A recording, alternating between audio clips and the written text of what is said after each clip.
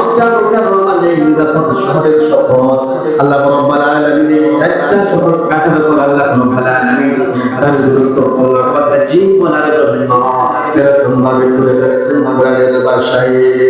লাকাদ খলাকনাল ইনসানা ফি আহসানি তাকওয়িম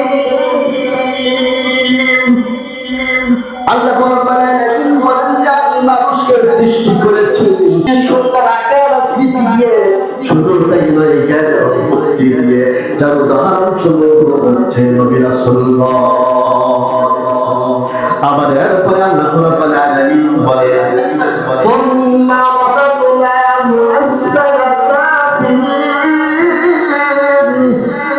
এই মানুষকে এত সুন্দর করে আকার আকৃতিতে সৃষ্টি করার পর বিবেক বুদ্ধি দেওয়ার পর মানুষটা যখন আমার বিরুদ্ধে আচরণ করে কাফের অত্যাচারী বাদশা শাসক এবং আমার বিরুদ্ধে তারা কথা বলে রাসূলকে মিথ্যাবাদী বা অস্বীকার করে তাহলে সেই মানুষের তাদের স্থান হবে নিম্নতের থেকে নিম্নতর তাদের ঠিকানা হবে জাহান্নাম যেই রকম আল্লাহ চালালেন তাদেরকে সুন্দর করে বানাইছে সুন্দর মানুষ করে তাদের কৃপা করলেন কারণে আল্লাহকে অস্বীকার করার কারণে রাসূলকে মিথ্যাবাদী বলার কারণে তাদের অপরাধ করার কারণে তাদের নিজের ঠিকানা নিজেরাই জাহান্নামী বানিয়ে তাদের ব্যবস্থা করে রেখেছেন জাহান্নামে তাই হযরত হাসান বসরি রাদিয়াল্লাহু আনহু আয়াতের ব্যাখ্যা করেন যদি মানুষ সুন্দর করে আকার আকৃতি দিয়ে বুদ্ধি এবং বিবেকের জন্য দিয়ে বানানো হয়েছে তারা যদি আল্লাহ তাআলাকে তার হুকুম অমান্য করে রাসূলকে তার রাসূলের অনুগত না করে তাদের ঠিকানা হবে জাহান্নাম আল্লাহ রাব্বুল আলামিন আমাদের সেই জাহান্নাম থেকে হেফাজত করুন সকলে বলি আমিন আমার আল্লাহ রাব্বুল আলামিন পরের আয়াতের মধ্যে বলেন ইল্লাল্লাযীনা আমানু ওয়া আমিলুস সালিহাতি ফালাহুম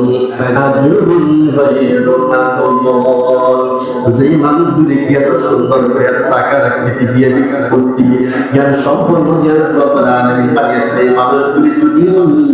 সব কাজ করে আমলের সলে করে তাদের জন্য পুরস্কার হিসেবে আল্লাহ রাব্বুল আলামিন জান্নাত রেখেছেন বলেন সুবহানাল্লাহ এই মানুষগুলি যদি সুন্দর আকার আকৃতি ভালো কাজে ব্যবহার করলো বুদ্ধি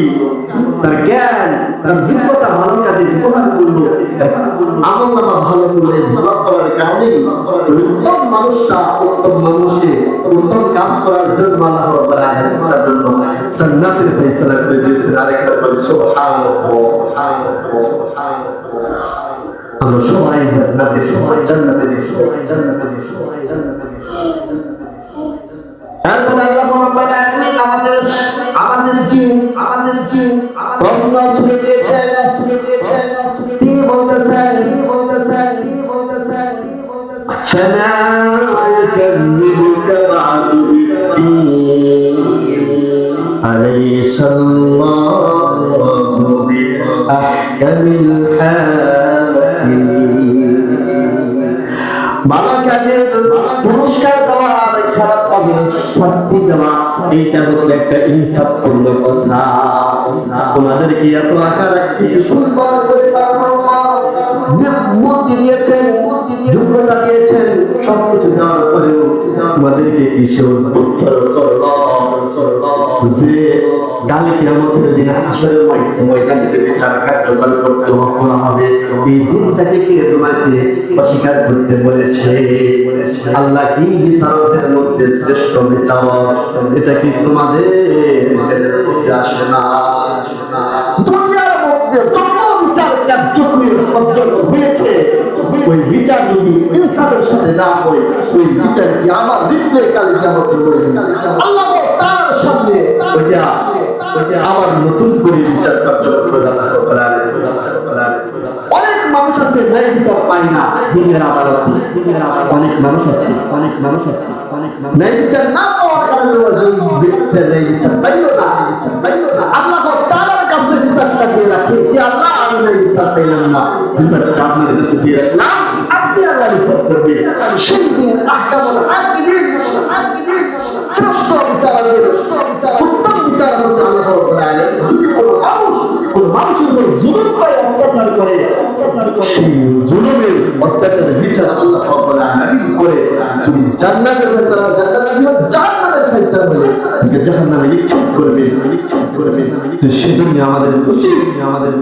আমাদের প্রত্যেকটি কাজ, প্রত্যেকটি কথা চিন্তা ভাবনা করে করবো, বলে ইনশাআল্লাহ।